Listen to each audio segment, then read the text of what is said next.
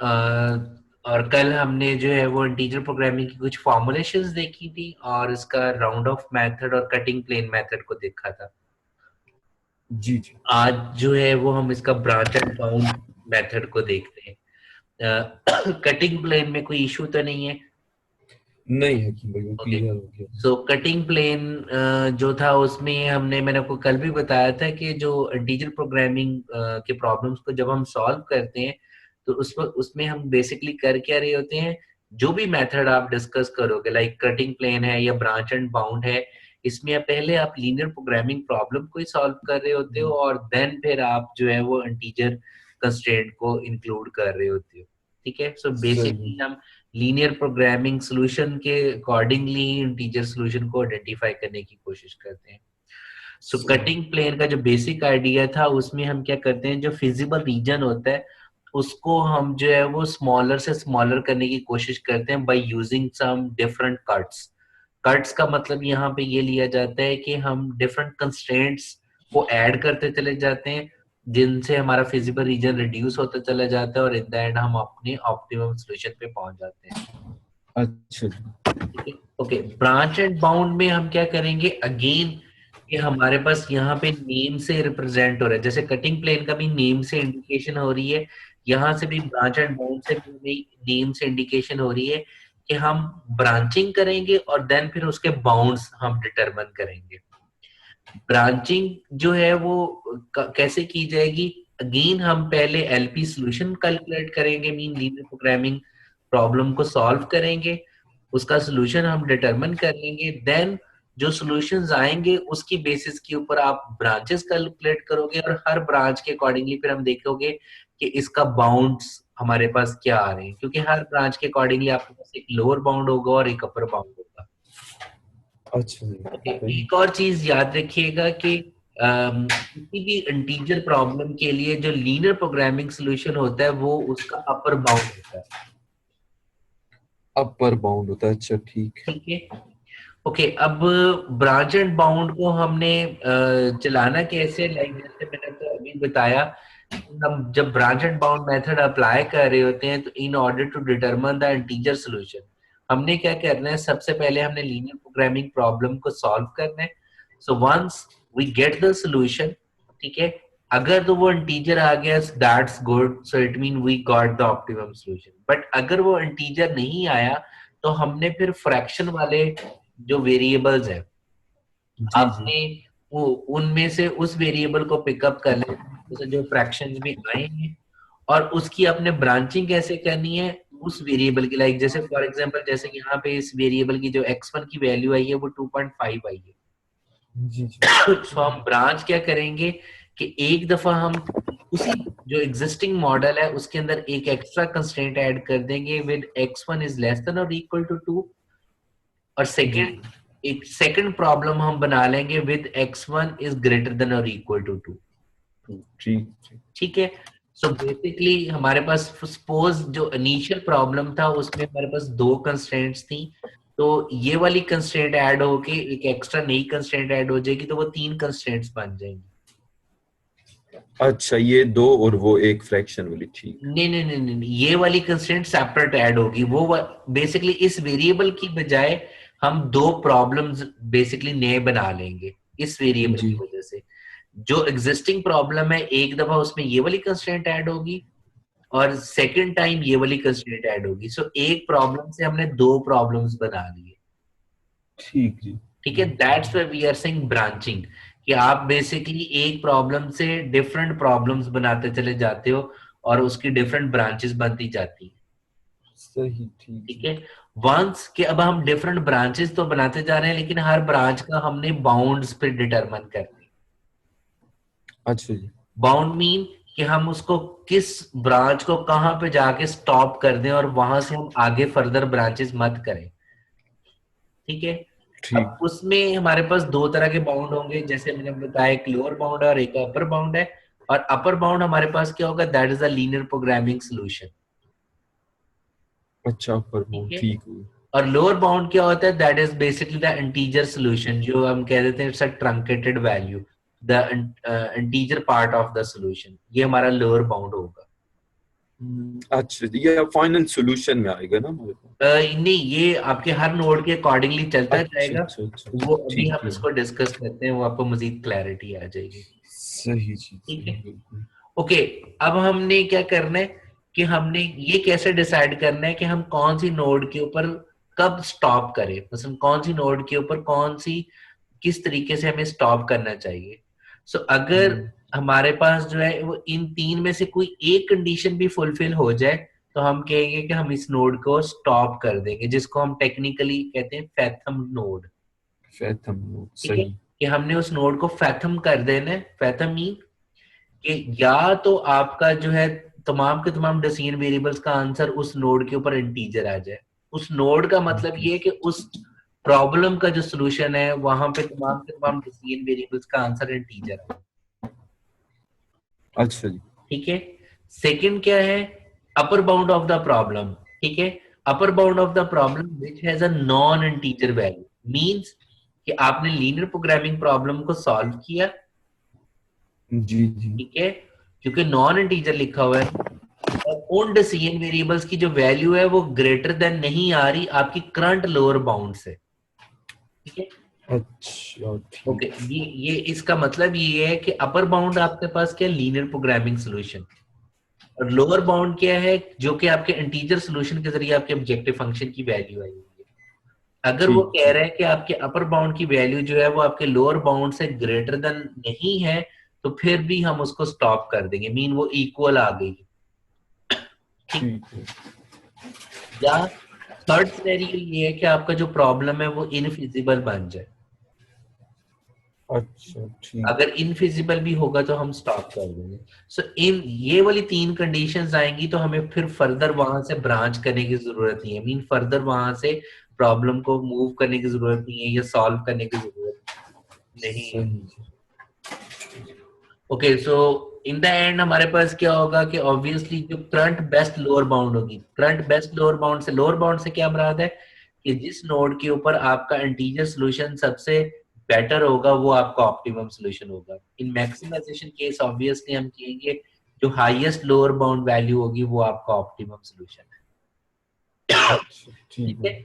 लेकिन जब हम करेंगे क्या, जब जब भी हम प्रॉब्लम को सॉल्व करेंगे तो हम इनिशियली उसकी जो लोअर बाउंड है वो हम इंफिनिट लेके चल रहे होंगे। जी जी ठीक। ओके, अब हम जो है वो इसको सॉल्व कर दें, ये बेसिकली उसका एल्गोरिदम है। तो मैं इसको विद एग्जांपल एक्सप्लेन करता हूँ इस एल्गोरिदम को। तो ये अच्छा जी, 7 स्टेप एल्गोरिदम है, इसको भी हम वन बाय वन करके डिस्कस करेंगे। ओके, सपोज मेरे पास ये एक एग्जांपल है जिसमें दो कंस्ट्रेंट्स हैं, दो वेरिएबल्स हैं, और हमारा ऑब्जेक्टिव क्या है कि we want to maximize. okay, so we have the non-negativity constraint as well as we have the integer constraint. अच्छा जी ठीक ओके, है। हमने क्या करना है, हमने सबसे पहले अगेन क्योंकि हम इंटीजर प्रॉब्लम सॉल्व कर रहे हैं तो हम इंटीजर जो है रिस्ट्रिक्शन इसको फिलहाल हम इग्नोर कर देंगे, मीन रिलैक्स कर देंगे, और हम सिंपल लीनियर प्रोग्रामिंग प्रॉब्लम को जो है वो सॉल्व करेंगे। ठीक ओके, जी। सो जब हमने सिंपल लीनियर प्रोग्रामिंग प्रॉब्लम को सॉल्व किया, so we got the feasible region, that is this one, this is shaded region, ये फिजिबल। ठीक है, हमने ग्राफिकली सॉल्व कर बिल्कुल लिया। ग्राफिकली सॉल्व कर लिया हमने।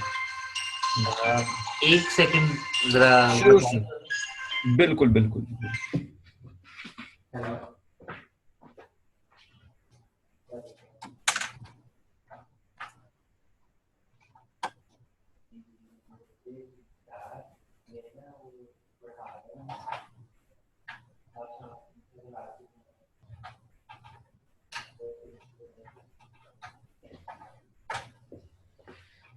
जी जी हमार जी जी ओके, सो हमारे पास क्या है कि this is a feasible region, और हमारे पास जो कॉर्नर पॉइंट्स हैं इनको हम अपने ऑब्जेक्टिव फंक्शन में पुट करेंगे and we will get the solutions. ठीक है, ठीक जी तो जी। हमारे पास कॉर्नर पॉइंट कौन कौन से 0 0 है, we have 8 0, we have 24/5, 12/5 and we have 0 4। तो हमने उनको जी वन बाय वन पुट किया and we got the solution. ठीक है, मैक्सिमाइज हमारे पास क्या आ रहा है, z की वैल्यू 96, x1 की वैल्यू क्या है 24/5 और x2 की वैल्यू क्या है दैट इज 12/5। ठीक। ओके, सो बिल्कुल अब ठीक। हमने करना क्या है कि हमने इस प्रॉब्लम को जब सॉल्व किया तो हमारे पास जो है वो x1 की वैल्यू दिस आ गई, x2 की ये आ गई। ओके, अब इसका अपर बाउंड हमारे पास क्या रहा है? अपर बाउंड हमारे पास मींस जो लीनियर प्रोग्रामिंग प्रॉब्लम के अकॉर्डिंगली सॉल्यूशन आया विच इज 96। जी 96। ठीक है। ओके, लोअर बाउंड क्या है कि जो इंटीजर के पार्ट से है। सो आपने क्या करना है, क्योंकि मैक्सिमाइजेशन है तो इसमें जो इंटीजर के अकॉर्डिंगली आंसर आया है आपने उसमें से जो हाईएस्ट है उसको पिकअप कर लेना है। सो यहाँ पे आपके पास क्या है कि अगर हम x1 8 और x2 0 रखें या x2 4 और x1 0 रखें तो 80 आंसर आता है। सो हमारा lower bound according to integer lower bound which is 80। which is the highest value बिल्कुल बिल्कुल बिल्कुल। integer case। तो ठीक हो गया। फिलहाल जो हमने अपना करंट बेस्ट लोअर बाउंड रख लिया है वो इनिशियली हम इन्फिनिटी रख लेते हैं। लोअर बाउंड तो हमने 80 नहीं ले लिया। 80 ले लिया, बट हम करंट बेस्ट लोअर बाउंड जो इनिशियली ले रहे हैं ना, जिसको हम अब लोअर बाउंड ना को सिंपल ये कह दो करंट बेस्ट बाउंड जो है अच्छा जी। दैट इज इन्फिनिटी, वो हम इनिशियली रख लेते हैं जस्ट प्रॉब्लम को लेके चलने के लिए। ठीक होगी। ठीक है जी। ओके अब हमने क्या किया, क्योंकि हमारे पास जो x1 और x2 की वैल्यू है वो इंटीजर नहीं है, दैट मीन अच्छा। ये लीनियर प्रोग्रामिंग अकॉर्डिंगली तो ऑप्टिमम सॉल्यूशन है बट इंटीजर के अकॉर्डिंगली ऑप्टिमम नहीं है। तो हम क्या नहीं ठीक। करेंगे, we will start doing the branching. ठीक है। सही। ओके, तो ब्रांचिंग करने के लिए हम क्या करेंगे, अगेन वही वाला आइडिया जो हम कटिंग प्लेन में करते थे कि हमने किस वेरिएबल को स्टार्ट करना है फॉर ब्रांचिंग जिसका फ्रैक्शनल पार्ट मैक्सिमम होगा। सो इसका फ्रैक्शनल पार्ट कितना है 2/5 और इसका फ्रैक्शनल पार्ट कितना है 4/5। So this is the highest one. ठीक। ठीक है। सो हम इसको पिकअप किया और हमने ब्रांच बना ली। सो ब्रांच कैसे बनानी है, आंसर क्या आएगा अगर हम 24/5 करें, दिस इज 4.5। जी बिल्कुल। ठीक है।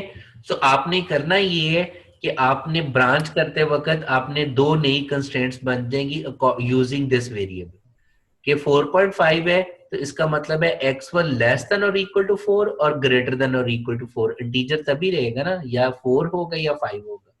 5 होगा जी। ठीक है। सो हमने क्या कर लिया, हमने उसकी दो ब्रांचेस बना ली, x1 इज लेस देन और इक्वल टू 4 और x1 इज ग्रेटर देन और इक्वल टू 5। ठीक। ठीक है। सो दैट मीन हमने प्रॉब्लम वन से हमने दो नई प्रॉब्लम्स बना ली। सो इस प्रॉब्लम के अंदर हम एक दफा ये वाली कंस्ट्रेंट ऐड कर दी हमने। ठीक जी बिल्कुल। ठीक है। और एक दफा हमने ये वाली 5 वाली कंस्ट्रेंट ऐड कर दी। 5 वाली जी ठीक ठीक हो। है। सो इट मीन अब हमें वन बाय वन इन दोनों प्रॉब्लम को सॉल्व करना है। अच्छा ठीक जी। ठीक है। सो अब हम क्या कर रहे हैं, हम लेट से प्रॉब्लम 2 और 3 को जब सॉल्व करते हैं तो हमारे पास जो है this is basically the problem 2, right. अच्छा ठीक जी। ठीक है। सो जब हमने प्रॉब्लम 2 को वो वाली constraint x1 is greater than और इक्वल टू 5 एंटर किया तो हमारे पास ये वाला फिजिबल रीजन बन गया। सही जी। ठीक है। और प्रॉब्लम 3 के अकॉर्डिंगली जब हमने x1 इज लेस देन और इक्वल टू 4 एंटर किया तो हमारा ये वाला फिजिबल रीजन बन गया। ये दोबारा से हम मतलब अब कैलकुलेट बिल्कुल करेंगे। बिल्कुल, दोबारा से आपने उस सारे प्रॉब्लम को सॉल्व करना है। मतलब इसको एक नया प्रॉब्लम समझ के दोबारा ग्राफिकली जी जी सॉल्व जी करना है। जी जी। अब आपकी मर्जी, आप ग्राफिकली सॉल्व कर लो, आपकी मर्जी आप आइटरेटिवली सॉल्व कर लो। इटरेटिवली वही बस x1 0 पुट करके x2 की वैल्यू आ हाँ गई। जी, उसी तरीके से मीन सिंपलेक्स मेथड के जरिए आप उसको सॉल्व कर सकते हो।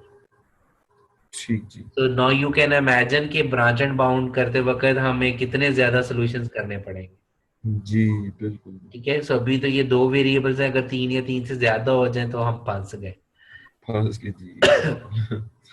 सो अब हमारे पास क्या है कि जब हमने प्रॉब्लम 2 को सॉल्व किया तो हमारे पास जहां पे हमारे पास x1 जो है वो ग्रेटर देन और इक्वल टू 5 था, तो x1 का ऑप्टिमम सॉल्यूशन क्या है 5 और x2 का ऑप्टिमम सॉल्यूशन क्या है 9/5। सो अपर बाउंड से क्या मुराद है कि स्टिल कि आपके पास ये लीनियर प्रोग्रामिंग प्रॉब्लम को सॉल्व करने के बाद जो ऑप्टिमम आंसर आया विच इज 95। अच्छा ये कैसे कैलकुलेट होगा आपको? ये आप कैसे कैलकुलेट कर रहे हो, दैट इज कॉर्नर पॉइंट कौन कौन से हैं? अच्छा आपका अच्छा अच्छा अच्छा। x1 का कॉर्नर पॉइंट है जी, दिस इज 5 पॉइंट समथिंग। ठीक है हम्म, x1। और x2 आपके पास क्या है, दैट इज 2 अप्रोक्सीमेटली 9/4 लिखा हुआ है।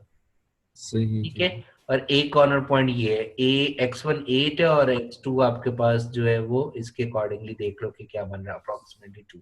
सही सही। ठीक है, उनको हमने 1/1 पुट किया। सो जब 1/1 पुट किया तो वी नो कि आपका जो ऑप्टिमम सॉल्यूशन आया that is according to linear programming x1 is equal to 5 और x2 इज इक्वल टू 9/4। ठीक जी। ठीक है, हकीम भाई हम सिंपल x1 x2 की वैल्यू इस तरह भी निकाल सकते हैं ना, x1 को 0 पुट कर दें x2 आ जाएगा। नहीं नहीं नहीं नहीं नहीं, आपने इस फिजिबल रीजन के अकॉर्डिंगली चलना है ना। हमारा लीनियर प्रोग्रामिंग का क्या होता है कि जो आपका ऑप्टिमम सॉल्यूशन होता है वो हमेशा फिजिबल रीजन के कॉर्नर पॉइंट्स के ऊपर लाई कर रहा होता है। पहले प्लॉट कर देंगे, वही जो तरीका है। बिल्कुल, आपने नए प्रॉब्लम को, इस पूरे प्रॉब्लम को आपने ग्राफिकली प्लॉट किया। जी। ठीक है, ग्राफिकली प्लॉट करने के बाद आपने क्या करना है, अपने कॉर्नर पॉइंट्स को चेक करना है। सही। ठीक है, सो कॉर्नर पॉइंट्स को आप क्या करोगे, 1/1 ऑब्जेक्टिव फंक्शन में पुट करोगे और देखोगे कि कौन से पॉइंट के अगेंस्ट मेरी वैल्यू जो है वो हाईएस्ट आ रही है, क्योंकि मैक्सिमाइजेशन केस को हम डिस्कस कर रहे हैं। या फिर इटरेटिवली सॉल्व करें इसको, या फिर आप मतलब सिंप्लेक्स मेथड से सॉल्व करो, सिंपलेक्स से जी। क्योंकि अभी तो हम क्या कर रहे हैं, क्योंकि दो वेरिएबल्स है तो हम दो ग्राफिकल जी। अप्रोच अडॉप्ट कर रहे हैं। तो ग्राफिकल अप्रोच के अकॉर्डिंगली हम ऑप्टिमम सॉल्यूशन कैसे निकाल सकते हैं, सिंपली पुट द जी कॉर्नर पॉइंट्स, या वो हम जी आइसोप्रॉफिट लाइन ड्रॉ करें। तो उसकी जी जी। लिए तो हम क्या कर रहे हैं, हम सिंपली कॉर्नर पॉइंट्स को पुट कर रहे हैं और देख रहे हैं कि कहाँ पे आपका ऑप्टिमम सॉल्यूशन आ रहा है। अच्छा ठीक हो। ठीक है जी, सो वो हमने देखा कि आपके पास जो कॉर्नर पॉइंट आ रहा है दैट इज, जो ऑप्टिमम सॉल्यूशन पॉइंट आ रहा है दैट इज 95। कब ऑप्टिमम सॉल्यूशन ये 95 आ रहा है, जब x1 5 हो और x2 9/4 हो, मीन इस पॉइंट के ऊपर आपका ऑप्टिमम सॉल्यूशन आ रहा है। ठीक हो गया। ठीक है, ओके, अब हमने क्या करना है, अब हमने लोअर बाउंड कैलकुलेट करनी है। सो लोअर बाउंड कैलकुलेट करने के लिए क्या मतलब है कि जब आपका x1 और x2 दोनों इंटीजर्स हो। सही। ठीक है, जी तो जी। इट मीन इस और इस पॉइंट के ऊपर हम कैलकुलेट करेंगे कि जब x1 5 और x2 0 हो, जब x1 8 और x2 0 हो, तो किस पॉइंट के ऊपर आपका ऑप्टिमम जो लोअर बाउंड है उसकी वैल्यू क्या आ रही है। सो यहाँ पे जो लोअर बाउंड की वैल्यू आ रही है वो आ रही है 90। अच्छा, और अगर इसी ग्राफ में हमें कहीं और भी इंटीजर पॉइंट्स मिले तो उसको भी हम फिर पुट हाँ, करके देख। बिल्कुल बिल्कुल, आप क्या करते हो, वो तमाम के तमाम जो पॉइंट्स आ रहे हैं रेस्ट जहां पे इंटीजर्स के अगेंस्ट आपकी इंटीजर। हाईएस्ट वैल्यू आ रही है, उसको आप पिकअप कर लोगे। ठीक हो गया। ठीक है जी, सो हमारे पास यहाँ पे लोअर बाउंड की वैल्यू क्या आ गई, 90। राइट, जी जी ठीक है, ओके, अब अगर हम कंपेयर करें तो हमारे पास जो प्रीवियस टेबल था उसमें लोअर बाउंड की वैल्यू क्या थी, 80। जी। यहाँ पे लोअर बाउंड की वैल्यू क्या है, 90। 90। सो इट मीन क्योंकि ये हमारी जो लोअर बाउंड है वो हाईएस्ट है, ठीक है ना, अमंग द अनफैथम नोड। जी जी। तो इट मीन हम क्या करेंगे, इस नोड को यहीं पे स्टॉप कर लेंगे। अच्छा। ठीक है, तो यहां से हमें आगे चलने की जरूरत है। अब हम क्या करते हैं, अब हम P3 वाले प्रॉब्लम को सॉल्व करते हैं। अच्छा ठीक सही। है, अब जब हम P3 वाले प्रॉब्लम को सॉल्व कर रहे हैं तो हमारे पास फिजिबल रीजन क्या आया था, ये वाला। सही। अगेन, अब हमने जब लीनियर प्रोग्रामिंग के अकॉर्डिंगली सॉल्व किया तो x1 4 और x2 8/3 आया, और आपका अपर बाउंड क्या आ गया, 93/3। सही। और लोअर बाउंड जब हमने इंटीजर पॉइंट्स को पुट किया तो वो आ गया 80। ठीक है, तो इसमें हम मतलब लोअर बाउंड देख रहे हैं जो कम वैल्यू। हाँ, नहीं नहीं, काम नहीं, मीन जो आपके इंटीजर पॉइंट्स पुट करने के बाद आंसर आया है उसमें से आपने उस लोअर बाउंड को पिक करना है जो हाईएस्ट है। जो हाईएस्ट, ठीक हो गया ठीक है जी, जी, सॉरी। तो यहाँ पे लोअर बाउंड की वैल्यू 90 थी, यहाँ पे 80 थी। तो इसको तो हमने यहीं पे स्टॉप कर दिया ना, क्योंकि आपका जो सॉल्यूशन आ रहा है वो प्रीवियस से वो बेहतर नहीं है। ठीक है ना, अच्छा जी जी। ओके, सो अब हम जब आगे चल रहे हैं, हमने क्या किया, अब हम 1/1 करके पकड़ रहे हैं, मतलब फर्दर ब्रांचेस कर रहे हैं। अभी यहाँ पे भी हमारे पास इंटीजर सोल्यूशन नहीं आया। जी जी। ठीक है, और यहाँ से भी इंटीजर सोल्यूशन नहीं आया। तो हमने क्या ठीक। करना है, अब हमने ये देखना है कि should we start with P2 problem for doing the further branches और should we start doing the branches from P3। ठीक है। बाकी मैं फिर इसमें कंफ्यूज हूँ, आपने कहा लोअर बाउंड वो लेना इंटीजर वैल्यू से जो है जो हाईएस्ट हो। बिल्कुल, जो आपके इंटीजर पॉइंट्स पुट करने के बाद हाईएस्ट इंटीजर पॉइंट आया हो। तो उस केस में तो ये P2 वाला हमारे पास हाईएस्ट लोअर बाउंड आ रहा है 90। बिल्कुल, लोअर बाउंड 90 तो आ गया ना, ये तो इस प्रॉब्लम को सॉल्व करके आया है, इसका इससे कोई ताल्लुक नहीं है। अच्छा अच्छा अच्छा। ठीक है, आपने इस प्रॉब्लम को सेपरेटली सॉल्व किया और उस वक्त आपने देखा कि x1 और x2 की वैल्यू के अकॉर्डिंगली मैक्सिमम लोअर बाउंड क्या आ रहा है, वो आ गया 80। अच्छा जी ठीक ठीक है। है, अभी हम सेपरेट सेपरेट इनको लेके चल रहे हैं। ओके बिल्कुल सही। ओके, अब हमने ये देखना है कि अब मुझे फर्दर ब्रांच कहाँ से करना है, इस नोड से या इस नोड से। अच्छा जी। तो अगेन दोनों पे इंटीजर सॉल्यूशंस नहीं है, तो हम देखेंगे कि किसका फ्रैक्शनल वाला जो पार्ट है वो हाईएस्ट है। तो हम फिलहाल सिंपली क्या कर रहे हैं, हम P2 से फर्दर ब्रांचेस कर रहे हैं। ठीक है, सही और वो इसलिए पिकअप कर रहे हैं क्योंकि इसकी जो लोअर बाउंड है वो कंपेयर टू P3 वो लार्जेस्ट है। ठीक है। ठीक है, इसलिए हम यहाँ से जो है वो फर्दर ब्रांच कर रहे हैं। ओके, जब हम P2 से फर्दर ब्रांच कर रहे हैं, तो जब हमने इसका ऑप्टिमम सॉल्यूशन निकाला था वो क्या आया था, x1 5, x2 9/4। ठीक है, जी जी। तो जब हम, अब क्योंकि x1 तो ऑलरेडी इंटीजर है, दैट्स फाइन, बट x2 जो है वो इंटीजर नहीं है, तो x2 का आंसर क्या आएगा, 9/4 मीन 2 पॉइंट समथिंग। जी ठीक है, सो दैट मीन अब हम जो कंस्ट्रेंट्स बनाएंगे वो x2 के परस्पेक्टिव से बनाएंगे। सो ठीक है। 2 पॉइंट समथिंग है, तो एक दफा x2 लेस देन और इक्वल टू 2 और एक दफा x2 ग्रेटर देन और इक्वल टू 3। जी जी। ठीक है, सो अब आपने क्या करना है, इस प्रॉब्लम के अंदर ये जो P2 वाला प्रॉब्लम है उसमें एक दफा आपने x2 इज ग्रेटर देन और इक्वल टू 3 एंटर कर देना है, और एक दफा आपने x2 लेस देन और इक्वल टू 3 एंटर कर देना है। ठीक है। ओके, अब अगेन P4 और जो P5 प्रॉब्लम्स बने इनको अपने सेपरेट सेपरेट सॉल्व करना है। ठीक है हकीम भाई, मैं तो पूछना चाहता हूँ बस इसको अब मैं एज अ सेपरेट ग्राफ अब नई न्यू उससे बना जी सकता हूँ ना। जी जी, बिल्कुल बिल्कुल। अब ठीक ये समझ लें, ये आपका एक सेपरेट प्रॉब्लम है और ये एक सेपरेट प्रॉब्लम है। ठीक है। ठीक है ना, सही। तो जितनी ब्रांच बनती जाएंगी, मीन जितनी नोड्स होंगी, इट मीन आपने उतने प्रॉब्लम सॉल्व करने। उतने प्रॉब्लम सॉल्व कर। ठीक सही। है, ओके, अब हम जब इसका ग्राफ बनाते हैं, सो हमारे पास जब ग्राफ आया P4 का, that is equal to this one. अच्छा इसमें चूंकि प्रीवियस कंस्ट्रेंट्स की लाइंस भी लगी है ना, इसलिए मैं पूछा था बिल्कुल नए सिरे से मैं बना सकता हूँ। बिल्कुल बिल्कुल, आप नए सिरे से जो है वो बना सकते हो। अगर आपके पास टाइम शॉर्ट है तो बेशक आप उसी ग्राफ के ऊपर बनाते जाएं, लेकिन वो अच्छा। इतना कंफ्यूजिंग हो जाएगा कि वो आपको फिर समझ नहीं आएगी। Exactly. It could be better कि आप एवरी टाइम नया ग्राफ बनाओ। ठीक। ठीक है, परफेक्ट। ओके, अब जब हमने ये P4 वाले को ड्रॉ किया, सो वी फाइंड कि आपका जो फिजिबल रीजन है वो एग्जिस्ट ही नहीं कर रहा। अच्छा। क्यों? सही। क्योंकि आपके पास इस कंस्ट्रेंट और इस कंस्ट्रेंट के अकॉर्डिंगली आपका फिजिबल रीजन ये है, अच्छा जी। लेकिन इस कंस्ट्रेंट के अकॉर्डिंगली क्या है, ग्रेटर देन और इक्वल टू, तो ये वाला फिजिबल बन रहा है। जी ठीक है, बिल्कुल। तो अगर मैं इसको इसको और इसको देखूं तो मेरा ये वाला फिजिबल रीजन है। सही। ठीक है, बट जब हमने x2 इज ग्रेटर देन और इक्वल टू 3 एंटर किया, तो वो कह रहा है कि इसका ऊपर। फिजिबल इस कंस्ट्रेंट का ऊपर वाला है। तो इट जी मींस जी। There is no common feasible region, तो ये प्रॉब्लम क्या बन गया, इनफिजिबल।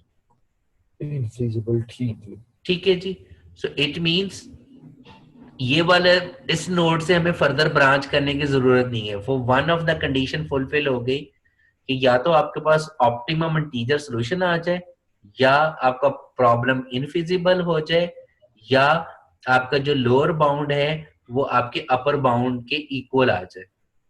ठीक है, यानी कि सही। आपका जो अपर बाउंड है वो basically greater than, less than और इक्वल टू हो आपके लोअर बाउंड से। तो लोअर हमारे पास यहाँ पे ठीक। एक कंडीशन फुलफिल हो गई कि आपका जो प्रॉब्लम है वो यहाँ पे इनफिजिबल क्योंकि हो रहा है, it mean we can not do for further branching, क्योंकि आपके पास कोई सोल्यूशन ही नहीं आ रहा। सही। ठीक है, सो हम P4 को यहीं पे स्टॉप कर देंगे। अब हम क्या करते हैं, अब हम P5 को लेके चलेंगे।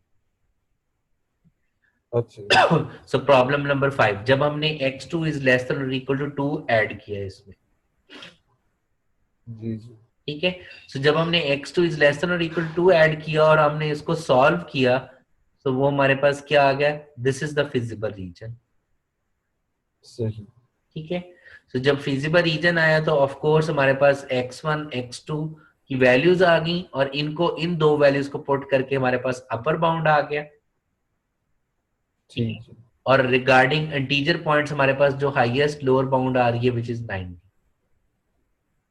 ठीक जी ठीक है। ओके, स्टिल हमारे पास हमने इंटीजर ऑप्टिमम सॉल्यूशन हमारे पास नहीं आया, तो हमने क्या करना है, अब हमने फर्दर ब्रांचेस करनी है, किसके accordingly, with respect to x1, अच्छा ठीक है।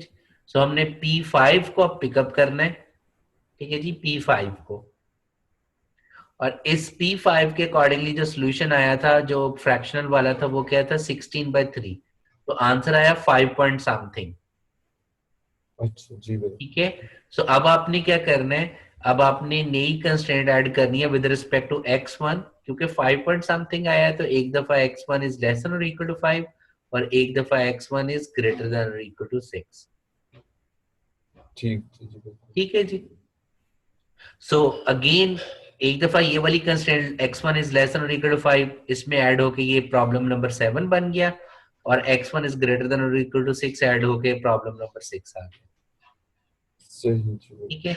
सो अगेन अब आपने क्या करना है, प्रॉब्लम नंबर 6 को सेपरेट सॉल्व करना है और 7 को सेपरेट सॉल्व करना है, क्लियर। ठीक है जी जी this is the graph for problem number 6 and this is the graph for problem number 7, ठीक ठीक है जी।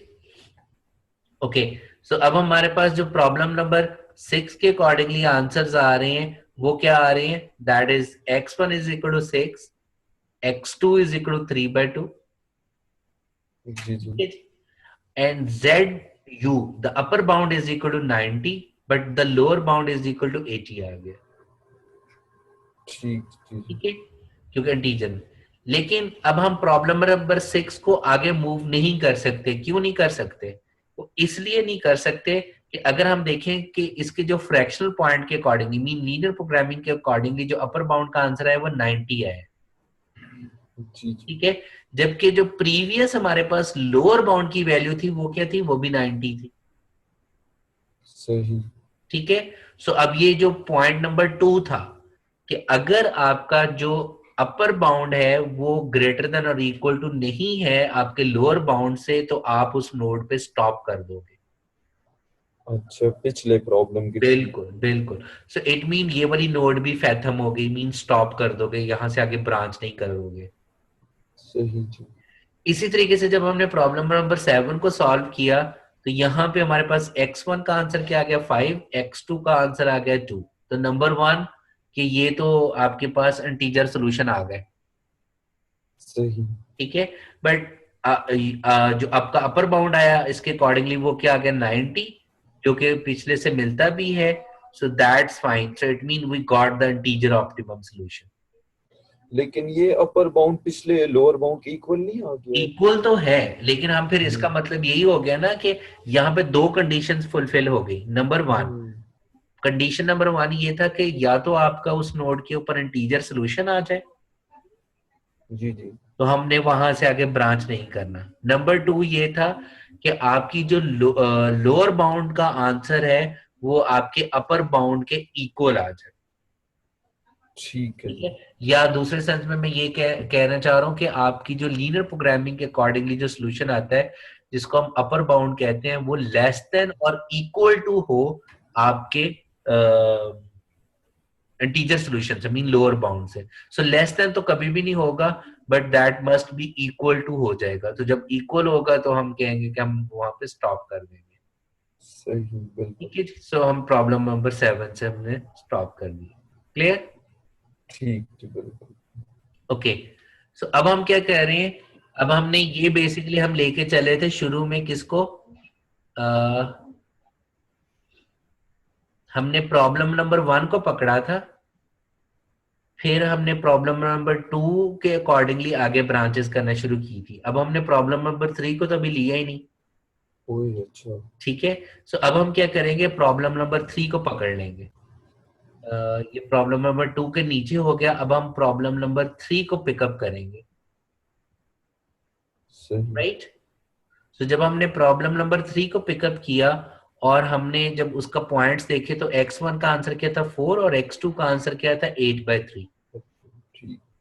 ठीक है, इट मीन अब हम x2 के अकॉर्डिंगली ब्रांचेस बनाएंगे। सो आंसर क्या है, 8/3 का 2 पॉइंट समथिंग। सही। ठीक है।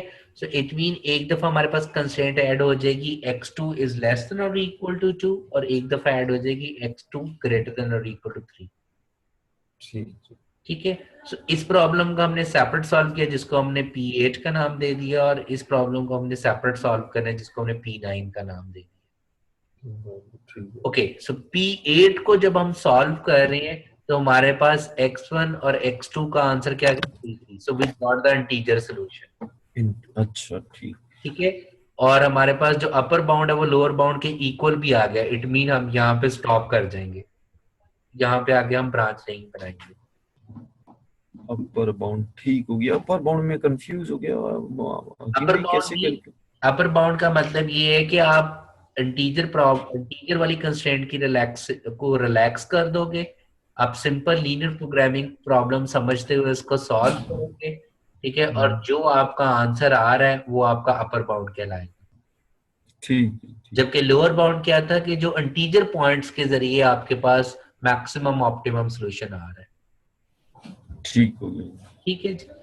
ओके, अब प्रॉब्लम नंबर 9 के अकॉर्डिंगली हम क्या कर रहे हैं, अगेन हम जो है वो लीनियर प्रोग्रामिंग प्रॉब्लम को सॉल्व करके, so we got x1 is equal to 4 और x2 इज इक्वल टू 2। सो यहाँ पे भी इंटीजर सॉल्यूशंस आ गए।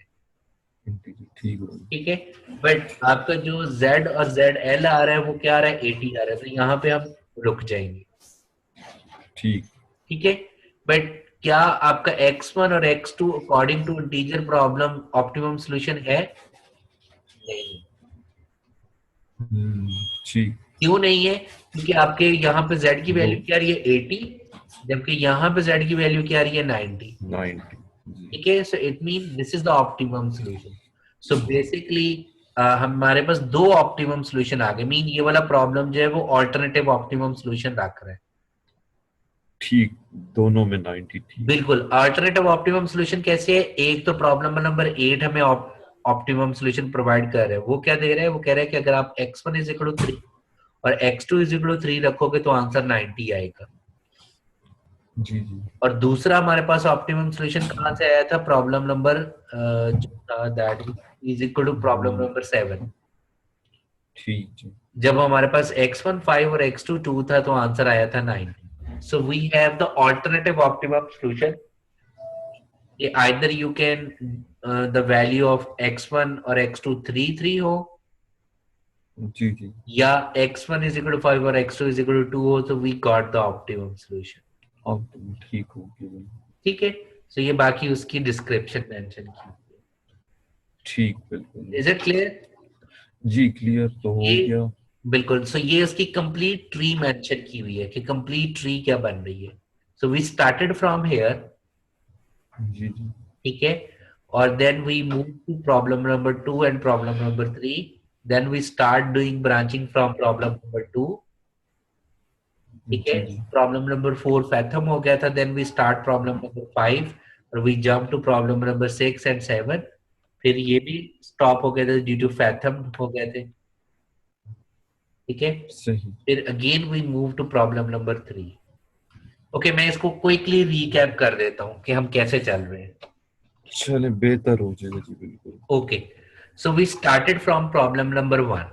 ठीक है, दिस वाज द प्रॉब्लम। हमने क्या किया, हमने इस प्रॉब्लम को ग्राफिकली सॉल्व किया और हमने कहा कि क्या x1 और x2 की वैल्यू जो है वो इंटीजर आ रही है। तो वी हैव सीन कि वो ऑप्टिमम पॉइंट जो है वो इंटीजर नहीं आ रहा, x1 24/5 आ रहा है और x2 12/5 आ रहा है। सही। ठीक है, और जब हमने इन वैल्यूज को ऑब्जेक्टिव फंक्शन में पुट किया तो वो हमारे पास आया आंसर 96। 96 देखिए ये जी। हमारा अपर बाउंड है। क्यों कहा ये अपर बाउंड है, क्योंकि ये हमने लीनियर प्रोग्रामिंग प्रॉब्लम को सॉल्व किया और उसके अकॉर्डिंगली ये आंसर जो है वो आया है, इसलिए हमने कह दिया ये अपर बाउंड है।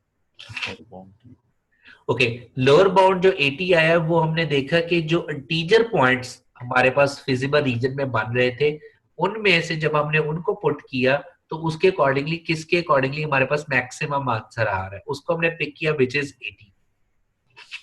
ठीक ठीक है, उसको हमने लोअर बाउंड बना लिया। ठीक हो गया जी। ठीक है जी। सो ये वाला बेशक आप बेस्ट वाला छोड़ भी दो। सो ये दो हमारे लिए आ गए।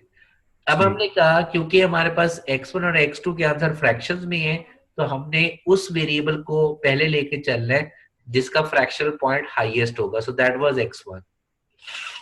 जी जी। ओके, सो x1 का आंसर क्या है, 4 point something. So that mean एक आपके पास कंस्ट्रेंट ऐड हो जाएगी, x1 इज लेस देन और इक्वल टू 4, और एक कंस्ट्रेंट ऐड हो जाएगी, x1 इज ग्रेटर देन और इक्वल टू 5। सो ठीक। जैसे ही आप ये कंस्ट्रेंट्स ऐड करोगे तो दैट मीन दो डिफरेंट प्रॉब्लम्स बन जाएगी। सही जी। ठीक है, तो हमने क्या किया, हमने एक दफा x1 is greater than equal to 5 put करके एक नया प्रॉब्लम बना लिया, और लेस देन और इक्वल टू 4 करके एक सेपरेट प्रॉब्लम बना लिया। ठीक। ओके, अब हम प्रॉब्लम नंबर 2 पे आ जाते हैं। प्रॉब्लम नंबर 2 को जब हमने सॉल्व किया, सो हमारे पास आंसर क्या आ गया, x1 is equal to 5, x2 is equal to 9/4। Okay, so इन पॉइंट्स को पुट करने के बाद मेरे पास जो ऑप्टिमम सॉल्यूशन आया which is 95, which is the upper bound. ठीक हो गया ठीक है, जो लीनियर जो पॉइंट x1 5 और 9/4 के अगेंस्ट 95 आंसर है। जी। बट बिल्कुल क्योंकि अभी भी ये इंटीजर सॉल्यूशंस नहीं है, तो हमने देखना है कि इंटीजर पॉइंट्स के अकॉर्डिंगली हाईएस्ट पॉइंट क्या आ रहा है, विच इज 9। क्या। ठीक। ठीक है, ओके। अब हम क्या करते हैं, अब हम प्रॉब्लम नंबर 3 को देखते हैं। तो जब हमने प्रॉब्लम नंबर 3 को देखा, तो हमारे पास प्रॉब्लम नंबर 3 के अकॉर्डिंगली x1 का आंसर क्या है 4, और x2 का क्या है 8/3। अपर बाउंड क्या आ गया 93/33, और लोअर बाउंड क्या आ गया 80। 80। ठीक है, ठीक।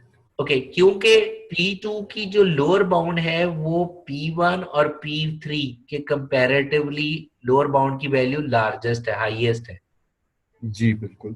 तो इसलिए हम इसको पहले ब्रांच करेंगे। अच्छा ठीक है, ठीक ये है, रूल है। बिल्कुल। सो अब क्योंकि इसकी लोअर बाउंड हाईएस्ट थी, इसलिए हमने यहां से P2 से ब्रांचिंग स्टार्ट कर दी। ठीक हो राइट, गया। ओके। सो अब हम जब P2 से ब्रांच स्टार्ट कर रहे हैं, कौन कौन से वेरिएबल से हमने ब्रांच करना है, हमने x2 से। x1 x2 से से क्यों नहीं करना है, क्योंकि x1 तो ऑलरेडी। इंटीजर। सो x2 से जब हम ब्रांच करें, सो दैट इज 9/4।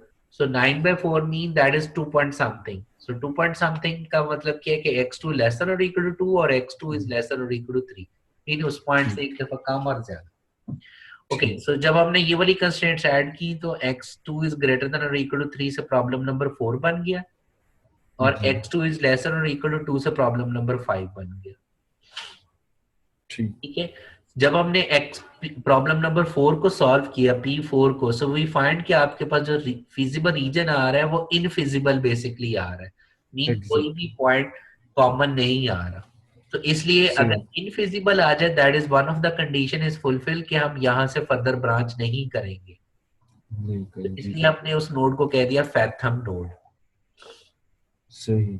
ठीक है, अब हम वापस प्रॉब्लम नंबर 5 पे हैं। जब हमने प्रॉब्लम नंबर 5 को सॉल्व किया, तो हमारे पास आंसर क्या आ गया, x1 is equal to 16/3, x2 2, upper bound क्या आ गया 93.33, और लोअर बाउंड आ गया 90।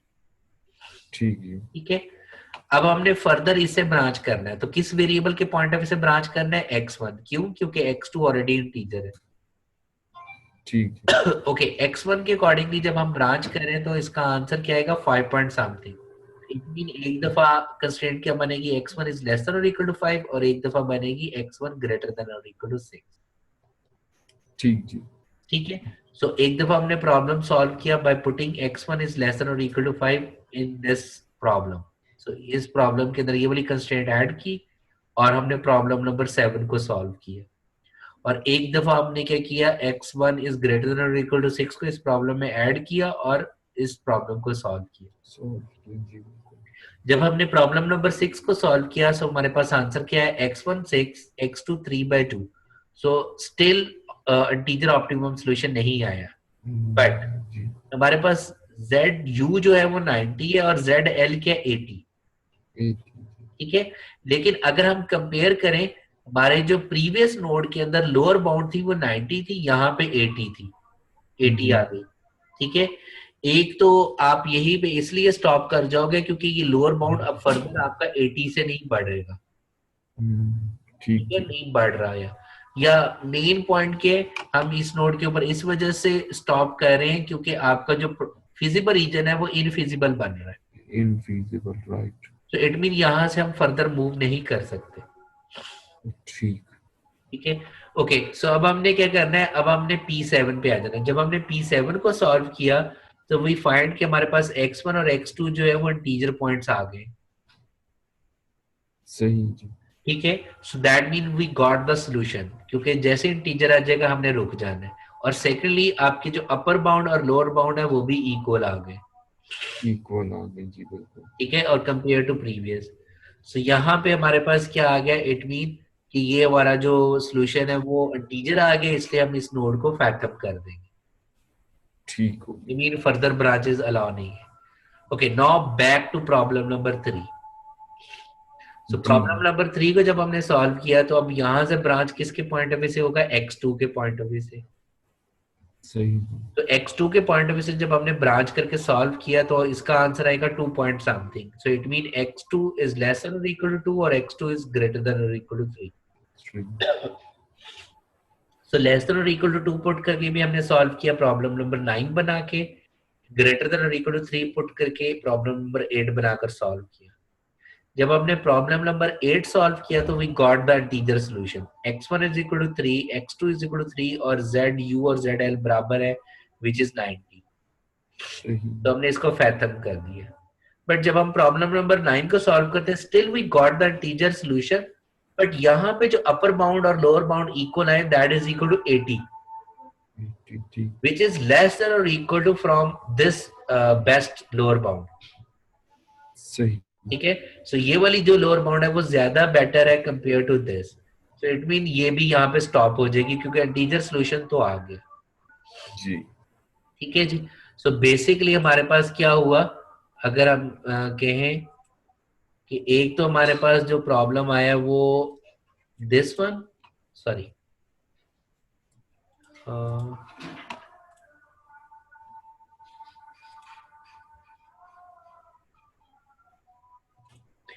एक तो हमारे पास ये वाला प्रॉब्लम जो है ये। वो दिस वन।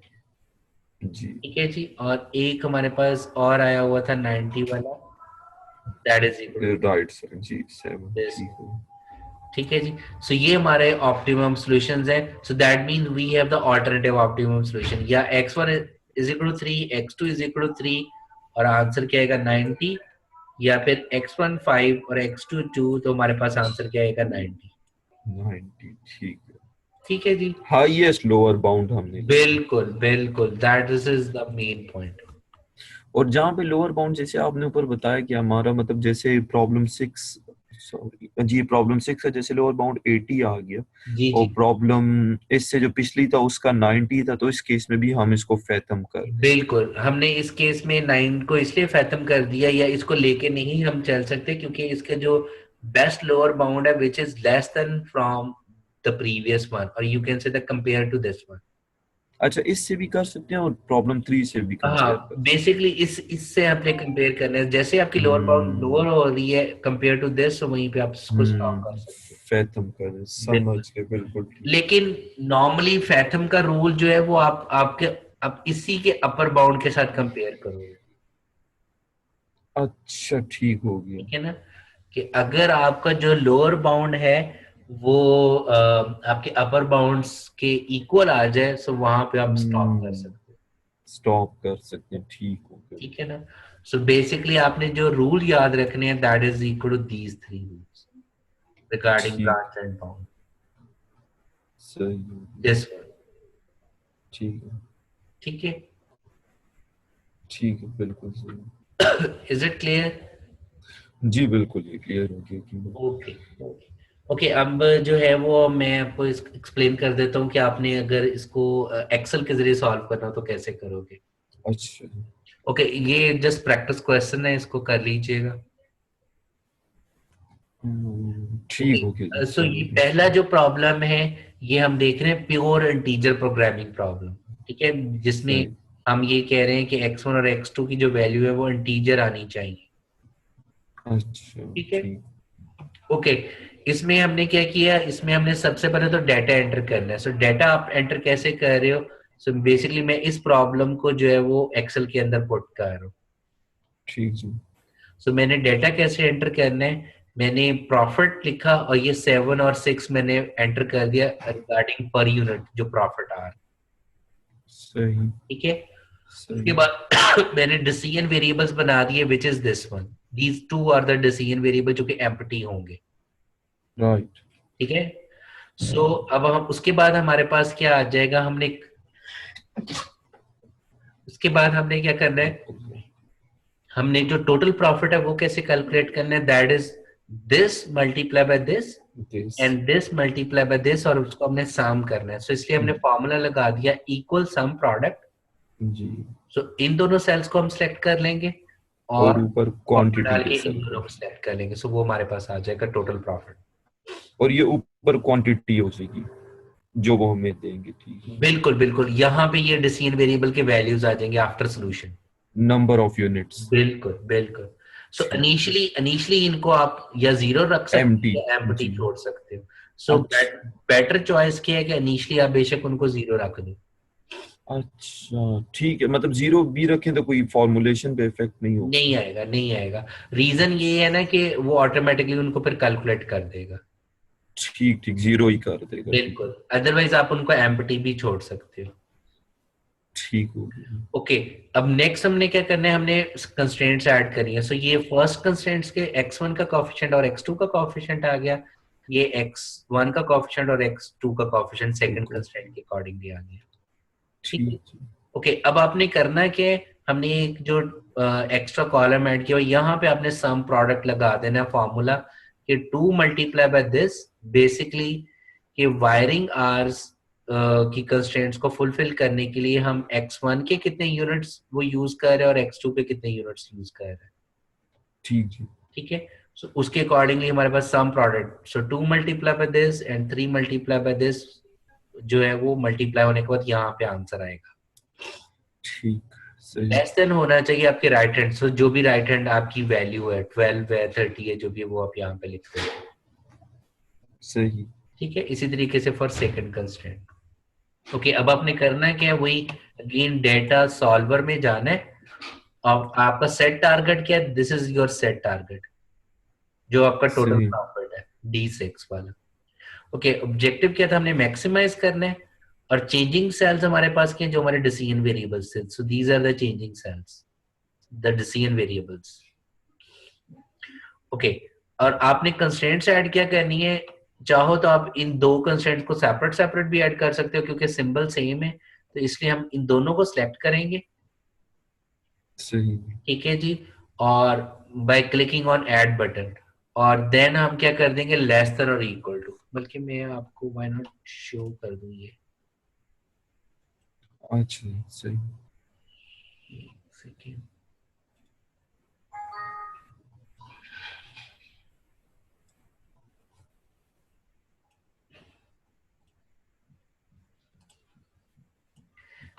ये एक्सेल शीट नजर आ रही है?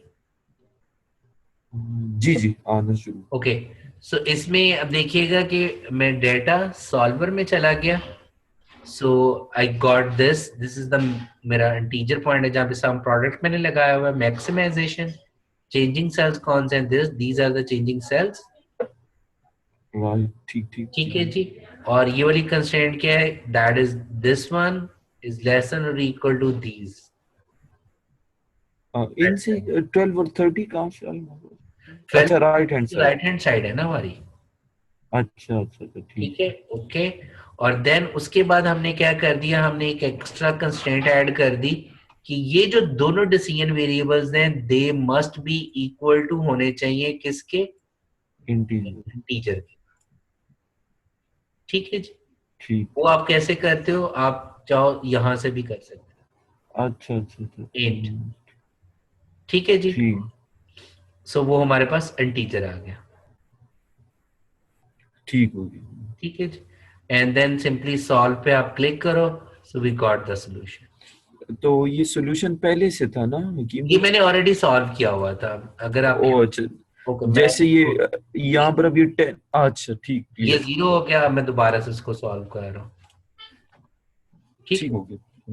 ठीक है। हकीम भाई जो इस केस में 10 और 30 आए हैं, ये 30 टोटल में, जी जी जी, ये बेसिकली उसने ये किया ना, 2 into 5 जी plus three plus into three zero into zero तो 10 आएगा। ठीक हो गया। तो इसका मतलब क्या बन रहा है? इसका मतलब है कि हमारी इस कंस्ट्रेंट के अंदर 2 स्लैक पड़ा हुआ है। 2 स्लैक, ठीक तो वायरिंग आवर्स जो है वो अभी भी हमारे पास 2 घंटे पड़े हुए हैं एक्स्ट्रा। बट ठीक है। और इस बट असेंबली आवर्स हमने पूरे के पूरे यूज कर लिए हुए हैं। यूज कर लिए, ठीक हो गया। ठीक है। अच्छा मतलब एक्सेल में तो बड़ा स्ट्रेट अवे, आप बस इंटीजर की वो लगा दें, रिस्ट्रिक्शन तो वो इंटीजर आ जाएगा। जी जी जी बिल्कुल, वो आप सिंपल वहां पे जहाँ पे इक्वल साइंस हो, वहां से जाके आप इंट सेलेक्ट करें, जैसे ये यहाँ पे शो भी किया हुआ जी जी, है इंट, और वो ऑटोमेटिकली उसको इक्वल टू इंटीजर कर देगा। सही सही। ओके, ये तो था प्योर इंटीजर प्रोग्रामिंग का। ठीक है। हो गई। जी जी बिल्कुल हकीम भाई, सॉरी। नहीं नहीं, कोई इशू नहीं। ओके, अब हमारे पास अगर आ जाए कि मिक्स्ड इंटीजर प्रोग्रामिंग प्रॉब्लम आपने सॉल्व करना है। मिक्स्ड इंटीजर का क्या मतलब है कि ये भी कुछ वेरिएबल्स इंटीजर हो और कुछ कॉन्टिन्यूस हो। जैसे इस केस के अंदर y हमारा कॉन्टिन्यूस है, बट जो x है वो इंटीजर है। ठीक है, गलती से लिखा गया, ये ग्रेटर देन और इक्वल टू 0 आना चाहिए यहाँ पे। अच्छा ठीक, सो x हमारा जो है वो इंटीजर है, बट y की वैल्यू कुछ भी हो सकती है। सही सही। सो बाकी तो प्रॉब्लम सेम रहेगा, सिर्फ और सिर्फ अब हमने जो इंटीजर की रिस्ट्रिक्शन लगानी है वो किस पे लगानी है? x के ऊपर। अच्छा ठीक ठीक। ठीक है ना? तो हम क्या करेंगे, जब हम कंस्ट्रेंट ऐड करेंगे या जब ऐड का बटन क्लिक करेंगे, तो हम जस्ट इस x वाले वेरिएबल को क्लिक करेंगे ठीक, और इंटीजर की ऑप्शन सिर्फ इस वाले वेरिएबल के ऊपर लगा देंगे। अच्छा ठीक हो ठीक है ना? गया। तो वो हमारे पास फिर उसी के अकॉर्डिंगली वो हमें ऑप्टिमम सोल्यूशन दे रहा है। सही, क्लियर? तो y का बिल्कुल ऑलरेडी वो ऑटोमेटिकली आ गया, बट x जो है वो मस्ट बी इंटीजर आएगा आंसर। ठीक ओके, इसी तरीके से ये 0 1 के अकॉर्डिंगली प्रॉब्लम शो किया गया, बाइनरी 1। ठीक है। ठीक। जी जी, ऑफ कोर्स बाकी तो प्रॉब्लम एज इट इज ही रहेगा कि आपके पास ये जस्ट एंटरिंग डिफरेंट तरीके से की हुई है कि ये हमारे डिसीजन वेरिएबल्स है यहाँ पे। जी ठीक है। और हमने क्या कर दिया कि ये तमाम के तमाम क्या होने चाहिए? बाइनरी। इट मीन इनकी वैल्यू या 0 होगी या 1 होगी। तो सही जहां से हमें जाके इंटीजर मिलते हैं, अगर आप नीचे बॉटम में जाओ तो आपने क्या करना है, इस सारे को सिलेक्ट करना है और यहाँ पे बाइनरी की रिस्ट्रिक्शन लगा देनी। ठीक ठीक है। ठीक, बिल्कुल। बाकी वो वैसे के वैसे ही रहेगा, ये मिशन कंस्ट्रेंट ग्रेटर देन वाली, लेस देन वाली, इक्वल वाली। अच्छा ये जो बाइनरी की कंस्ट्रेंट लगानी है सिर्फ इन्वेस्टमेंट वाले, अच्छा उस जी पे। जी, इस वाले पे इन्वेस्टमेंट वाले पे ये क्लियर कट नजर आ रहा है। ठीक होगी, बिल्कुल सही। ठीक है ना? तो जस्ट ये एक एक्स्ट्रा कंस्ट्रेंट ऐड होगी, बाकी वही की वही एज इट इज रहेंगी। ऑलराइट, ठीक होगी, बिल्कुल ठीक है जी। सही हो गया। ये हमारा ऑलमोस्ट इंटीजर प्रोग्रामिंग भी कंप्लीट हो गया। सही है, मैं इंशाल्लाह इस पे प्रैक्टिस भी कर लूंगा, देखूंगा कोई प्रॉब्लम हुआ तो आपसे पूछ लूंगा। जरूर जरूर। और